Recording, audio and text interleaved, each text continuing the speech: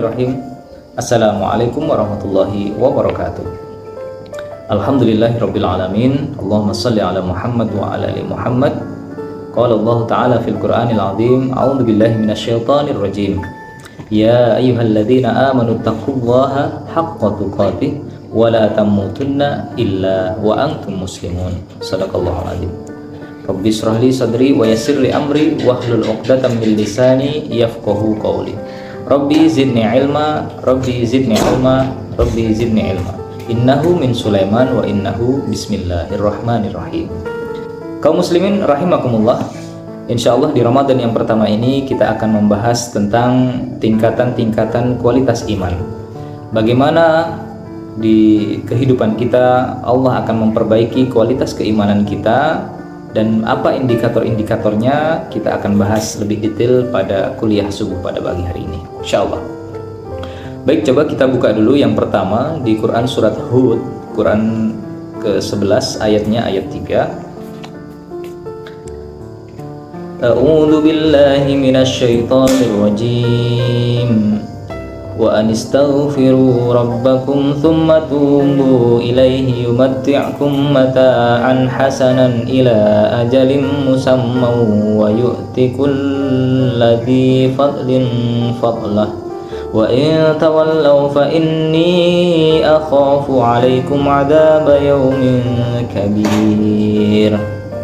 Artinya, mohonlah ampunan kepada Tuhanmu, kemudian bertobatlah kepadanya, niscaya Dia akan memberi kesenangan yang baik kepadamu di dunia sampai waktu yang telah ditentukan kematiannya, dan memberikan pahalanya di akhirat kepada setiap orang yang beramal soleh.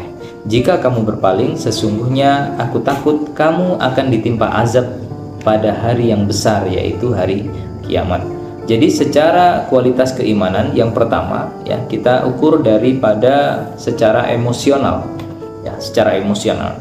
Jadi di ayat ini di surat Hud ayat ketiga Allah katakan, mohonlah ampunan kepada Tuhanmu, kemudian bertobatlah. Ya. Kemudian bertobat kepada siapa? Kepada Allah Subhanahu wa Ta'ala atas segala kesalahan-kesalahan yang pernah kita lakukan selama kita hidup di dunia ini. Niscaya Dia akan memberi kesenangan yang baik kepadamu di dunia. Kalau kita bermohon ampun ketika kita melakukan suatu kesalahan, dan seketika itu pula kita segera memohon ampun kepada Allah Subhanahu wa Ta'ala, insyaallah Allah akan memberi kesenangan yang baik ya di dunia kepada kita semuanya insyaallah. Kapan waktunya atau sampai kapan waktunya? Sampai waktu yang telah ditentukan kematian, dan juga memberikan pahalanya di akhirat kepada siapa? Kepada setiap orang yang beramal soleh.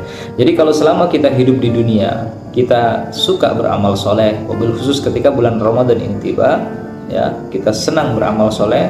Yang sebelum bulan Ramadan pun kita juga sudah beramal soleh, tapi ketika bulan Ramadan kita meningkatkan amal soleh kita, amal kebaikan-kebaikan kita, insya Allah Allah akan melipat gandakan semua yang sudah kita kerjakan ini.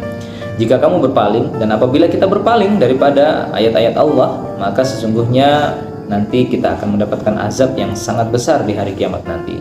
Jadi secara emosional dulu kita hadirkan supaya apa? Supaya keimanan kita ini minimal stabil. Jangan sampai iman ini hanya naik turun ya, tidak pernah naik.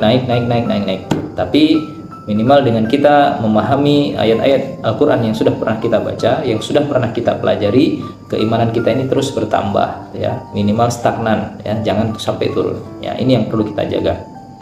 Terus yang kedua ya, bagaimana cara meningkatkan kualitas iman? Yang kedua yaitu dengan cara bersyukur dengan apa yang sudah Allah berikan kepada kita. Seluruh nikmat yang sudah Allah berikan kepada kita wajib hukumnya kita syukuri. Sekecil apapun nikmat itu, bukan sebesar ya, bukan sekecil lagi berarti ya. Sebesar atau sekecil apapun nikmat yang Allah berikan kepada kita, syukuri ya. Jangan sampai kita ini kufur gara-gara diberikan nikmat oleh Allah yang kecil.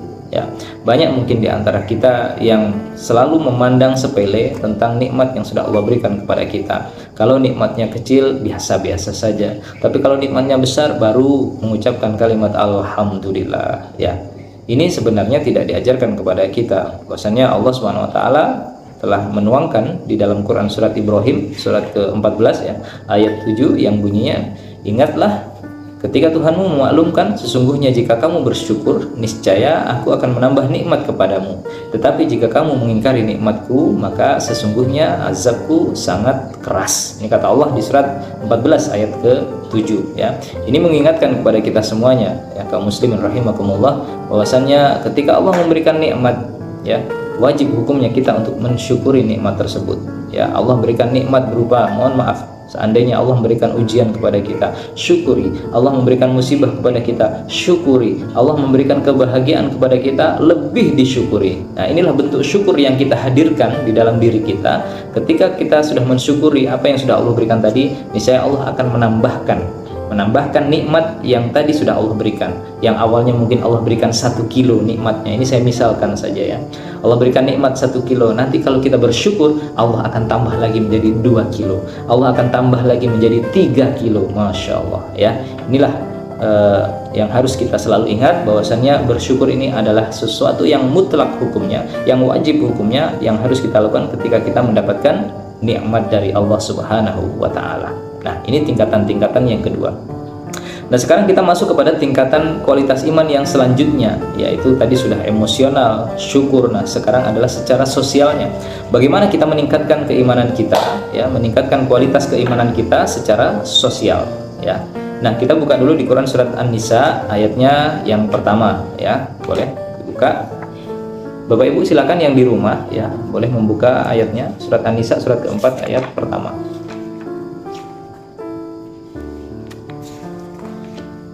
Ya, kita bacakan artinya saja ya. A'udzubillahi minasyaitonirrajim. Wahai manusia, bertakwalah kepada Tuhanmu yang telah menciptakanmu dari diri yang satu, Adam, dan Dia menciptakan darinya pasangan Hawa. Dari keduanya Allah memperkembangbiakkan laki-laki dan juga perempuan yang banyak. Bertakwalah kepada Allah yang dengan namanya kamu saling meminta, dan peliharalah hubungan kekeluargaan. Sesungguhnya Allah selalu menjaga dan juga mengawasimu. Masya Allah. Ini berarti kita mengambil kesimpulan bahwasannya Allah Subhanahu wa Ta'ala pengawasannya itu ya tidak pernah putus, tidak pernah terskip gitu ya. Jadi selama 1 kali 24 jam setiap hari ini CCTV-nya Allah akan selalu mengawasi kita. Masya Allah ya. Kalau kita punya CCTV di rumah mungkin ada limitnya ya, ada batasnya. Nanti setelah 30 hari atau 28 hari rekaman CCTV tersebut akan terhapus dengan otomatis. Tapi kalau CCTV-nya Allah ini tidak akan terhapus sampai kapanpun ya, sampai nanti dunia ini selesai, ada endingnya. Nah, tadi Allah katakan, wahai manusia bertakwalah kepada Allah. Jadi secara sosialnya manusia ini seluruhnya pada hakikatnya diperintahkan untuk bertakwa kepada Allah. Bertakwa itu dalam makna yaitu menjalankan semua perintahnya dan menjauhi semua larangan-larangan yang sudah Allah larang. Ya, menciptakan dari diri yang satu Adam dan Dia menciptakan darinya pasangan Hawa. Maka di sini ada juga ya, yang redaksi yang Allah sampaikan di sini, bertakwalah kepada Allah yang dengan namanya kamu saling meminta dan peliharalah hubungan kekeluargaan. Kita di dalam berkeluarga ini disuruh oleh Allah untuk memelihara. Jangan sampai kita ini baik dengan orang yang di luar sana, tapi kita tidak baik dengan keluarga kita sendiri. Kita sering membantu saudara-saudara kita yang ada di luar sana, tapi kita tidak pernah membantu saudara-saudara yang terdekat dengan kita, saudara kandung, saudara sepupu, saudara apapun itu. Masya Allah ya. Kalau seandainya kita mampu untuk membantu, bantu. Tapi kalau seandainya misalkan Allah takdirkan kita belum mampu untuk membantu, mungkin kita bisa memberikan bantuan secara ide, secara support, secara doa dan lain sebagainya ya, sehingga kita tidak terfokus ya, bantuan itu harus melulu dengan finansial, tapi kita bisa membantu dengan cara yang lain, entah itu mensupportnya, mendoakannya dan lain sebagainya. Masya Allah ya. Jadi penting bagi kita untuk apa? Untuk mengetahui tingkatan kualitas keimanan kita ya. Yang pertama tadi emosional, syukur dan juga sosial. Kaum muslimin rahimakumullah. Maka dari keempat poin tadi, semoga kita bisa memperbaiki kualitas keimanan kita dalam menjalani hari-hari di bulan Ramadan ini. Insya Allah kalau kita bisa menerapkan 4 hal tersebut, ya, insya Allah Allah akan menjaga kita, memberikan keistiqomahan kepada kita semuanya, sehingga kita bisa lulus di bulan Ramadan ini dengan penuh keberkahan, dengan penuh kebahagiaan. Mohon maaf kalau ada kesalahan. Wabillahi taufiq wal hidayah. Assalamualaikum warahmatullahi wabarakatuh.